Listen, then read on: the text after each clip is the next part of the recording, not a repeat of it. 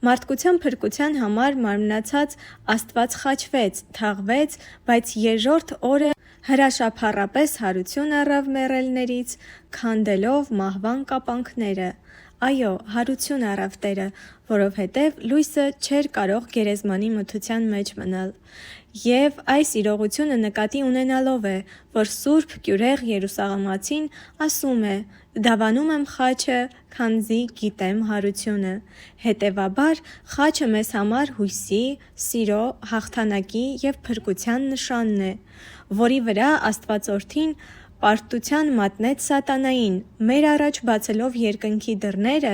որ մինչ այդ փակված էին մեր նախաստեղծողներ Ադամի և Եվայի անհնազանդության պատճառով։ Հիսուս խաչի վրա ցույց տվեց իր անհուն սերն ու անբավ ողորմածությունը ադամորդիներիս նկատմամբ։ Տերն իր փրկագործությամբ խորհրդով խաչը վերածեց հաղթության նշանի։ Ինչպես ասում է Պողոս Աղրաքյալը. «Քավ լիցի, որ ես պարծենամ այլ բանով, քան մեր Տեր Հիսուս Քրիստոսի խաչով»։